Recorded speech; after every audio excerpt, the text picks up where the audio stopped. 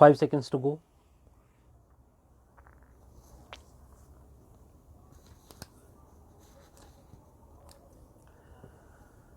Start. Namaskar ji. For the past several days, I have been discussing different schemes of the government with the beneficiaries because this is a better way to know how the benefits of the government schemes are reaching the people. This is the advantage of the direct connection with the people. All my colleagues from the Union Cabinet present in this program, respected Chief Ministers, Lieutenant Governors, and Deputy Chief Ministers from many states, Ministers of state governments, other dignitaries, farmers, and brothers and sisters from across the country. Today, an amount of more than 19,500 crore rupees has been transferred to the bank accounts of about 10 crore farmers of the country. I can see that many of you are checking in your mobile phones whether the amount has reached and giving high five to each other. In this rainy season, when sowing is in full swing, this amount will be very useful to small farmers. Today, the Agriculture Infrastructure Fund worth 1 lakh crore rupees has also completed 1 year. Thousands of farmer organizations are benefiting from this fund. Brothers and sisters, the government is fully committed to encourage new crops and provide additional income to the farmers. Mission Honeybee is one such campaign. Due to Mission Honeybee, we exported honey worth about rupees 700 crore last year, which has ensured additional income to the farmers. The saffron of Jammu Kashmir is world famous anyway. Now the government has decided that saffron of Jammu Kashmir will be available at NAFED shops across the country. This will give a lot of impetus to the cultivation of saffron in Jammu Kashmir. Brothers and sisters, this exchange with you is happening at a time when we are celebrating the Amrit Mahotsav of freedom. August 15 is approaching a few days from now. This time the country is going to celebrate its 75th Independence Day. This is not only a matter of pride for us, it is also a great opportunity for new resolutions and goals.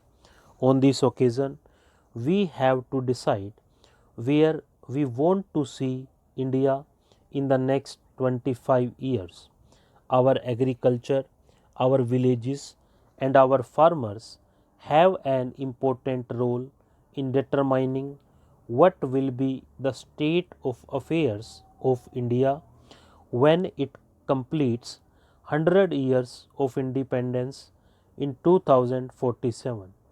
There is a need to give direction to India's agriculture, which can face new challenges and take full advantage of new opportunities. Brothers and sisters, all of us are witness to the rapid changes taking place in this era, whether it is changes related to weather and nature, changes related to eating habits, or changes happening all over the world due to pandemics. We have also experienced this during the corona pandemic in the last 1.5 years. During this period, there has been a lot of awareness about the food habits in the country itself. The demand for coarse cereals, vegetables, fruits, spices, and organic products is increasing rapidly.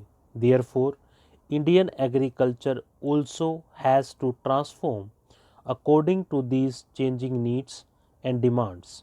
And I have always believed that the farmers of our country will definitely assimilate these changes. Friends, we have seen the potential of the farmers of India even during this pandemic. In the midst of record production, the government has also tried to mitigate the problems of the farmers. The government has made every effort and taken measures for agriculture and every sector related to it, from seeds and fertilizers to taking the produce of the farmers to the markets and ensuring uninterrupted supply of urea. Our government did not let the burden of DAP, whose prices in the international market increased manifold due to corona, to fall on the farmers. The government immediately arranged rupees 12,000 crore in this regard.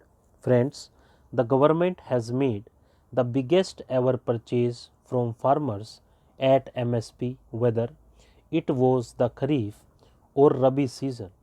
It resulted in the direct transfer of about 1.70 lakh crore rupees to the accounts of paddy farmers and about 85,000 crore rupees to the accounts of wheat farmers.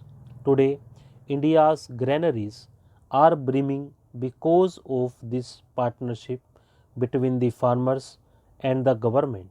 But friends, we have seen that self-sufficiency is not enough only in wheat, rice and sugar. We need to be self-sufficient in pulses and edible oil also. And the farmers of India have the capability to do it. I remember I had urged the farmers of the country to increase the production of pulses when there was a shortage of pulses a few years back. The farmers of the country accepted my request. As a result, the production of pulses in the country has increased by almost 50% in the last 6 years.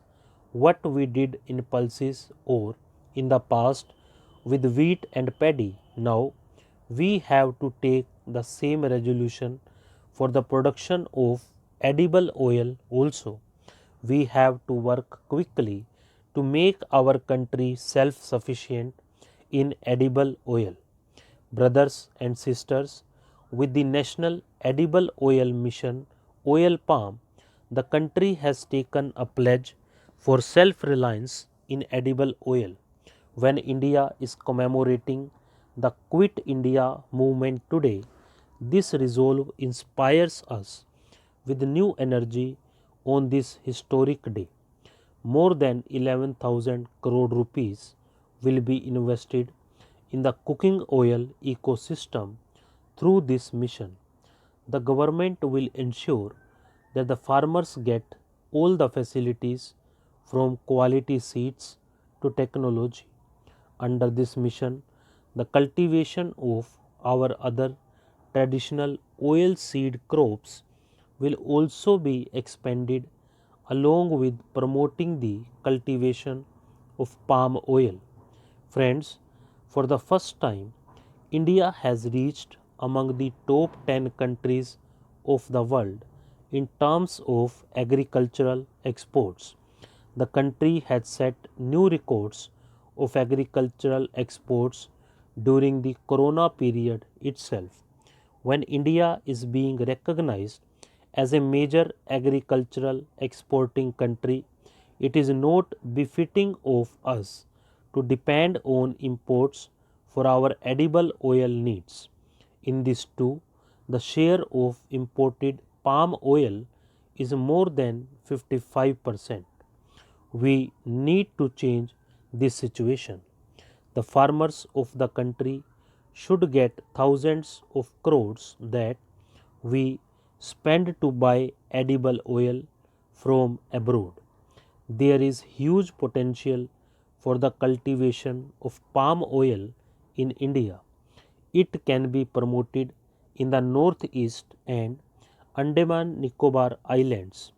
These are the regions where palm cultivation can be done easily and palm oil can be produced. Stop.